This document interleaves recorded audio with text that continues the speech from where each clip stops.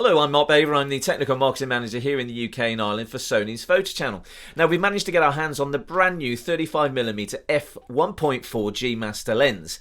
We're going to take a closer look at the lens in more detail, how it can perform, and a little bit about the spec as well. So let's have a look how this lens can perform.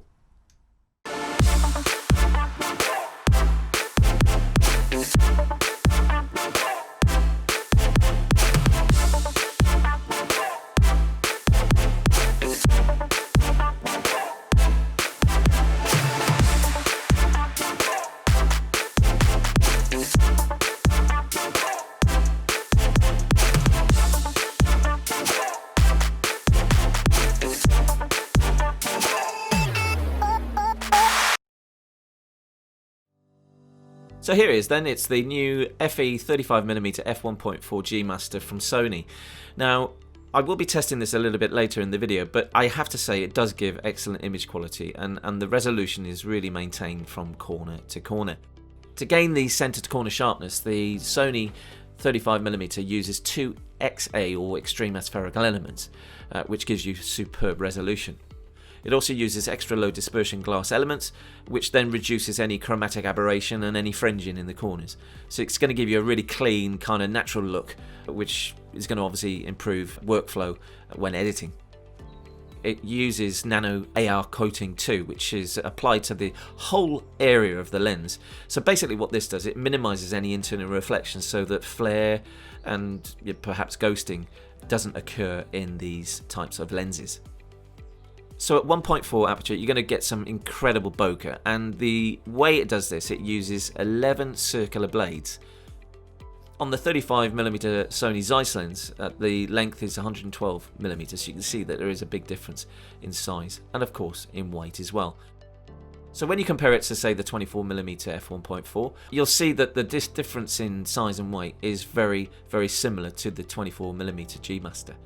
With the engineering at 0.01 micron, this reduces any kind of onion ring effect, but also any aberrations of light entering the lens and bouncing off, so it gives you that corner-to-corner clarity. So we're now going to look at the macro element of this lens and how close we can focus. So the minimum focus distance is 27 centimeters and it has a 0.23 times magnification. So I'm just about to change the AF mode to AFS, and the focus mode is on one spot area. So I've taken the shot and we're going to zoom in. I'm going to zoom in at to around 300%. You can see here straight out of the camera, it really is sharp. In fact, I never thought my watch was so scratched and damaged here to the naked eye. So it's bringing up some level of detail I've not seen before. Now into third-party editing software, we're going to zoom in to around 300%. And again, to show the level of detail post-editing, is extremely sharp indeed from this 35mm G Master lens. So we're now going to look at animal eye autofocus on the A7R Mark IV. So the first thing I'm going to do is make sure I've got the right autofocus area, which is in zone, and then I'm going to change human IAF to animal IAF, otherwise that won't work. Make sure the animal display is on, and we're going to take some photographs of my cat. Now at the moment I haven't focused, so I'm going to change the aperture on the aperture ring of the lens, and then change the shutter accordingly, and of course change the ISO. And this is a what you see is what you get system, mirrorless system. I'm seeing what the sensor sees, and as soon as I depress the shutter, the eye of the cat is being found straight away, and brilliantly she looks up. It's found the eye, it will then focus once it's green. So as you can see, it's given us some fantastic blurred background, so the bokeh in this lens is fantastic with 11 circular blade aperture. It also has 2 times XD linear motors, which has internal focus, so there's no gears, there's no mechanical parts, so it's going to be quiet and silent, especially for animals. It'll give you silent shooting so we don't disturb the cat. As you can see here, we're playing it through third-party editing software, and we're going to zoom into 300%. The level of detail of the lens itself is second to none. The sharpness and the clarity is superb. Okay, I'm in my shed. I'm just about to take some shots of my kids, so bear with me with this because it's going to be really interesting. They're not going to keep still. So we've set up the softbox, about 48 inches with a grid. I've got the A7R Mark IV, and I've got a trigger that's obviously going to set the softbox up. So settings, I'm going to start off at 1/60th of a second, f7.1 on the 35mm G Master, and we're looking at about ISO 200. So bear with me with this. I don't know how it's going to go, but we'll have a look. So let's cut to the back of the screen to show you what it looks like from in the internal side. So this is the back of the A7R Mark IV, and it's a recording to an external monitor. So first of all, I'm going to select the file format, and normally I shoot RAW and JPEG. I normally shoot compressed as well, and this enables me to save some memory on the SD card without much detail lost. I normally turn the long exposure noise reduction and high ISO noise reduction off as well, so I get a best RAW image as I can. Then straight to make sure that we're in continuous AF to get the best eye autofocus, and I'm going to change the AF tracking sensitivity to be really responsive at level 5.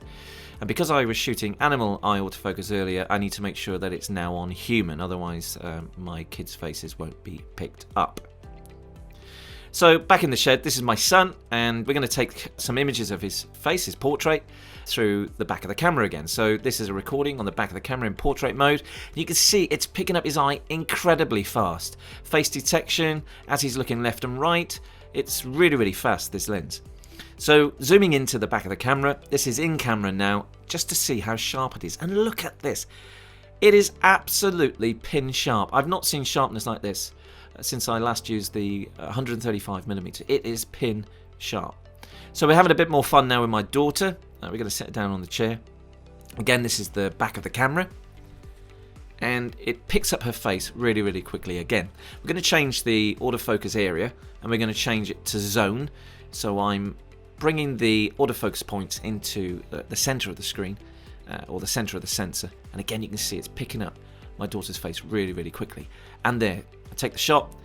As she's moving and she's moving her eyes around, it's really focusing on her face and eye instantly. Very fast indeed. So we're going to look at the image inside the camera now. So I'm going to find an image that will show her eyes, obviously not these ones. There we go. So let's have a look at this one here, and again zoom in, and I think this is around 300% in camera. The level of detail, the level of sharpness is incredible. It really is very impressive. So we're going to run it through some third-party software, some editing software, just to see if we can get even closer and have a look at the detail.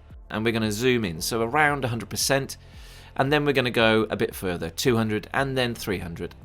And you can see it's an amazingly sharp G Master lens.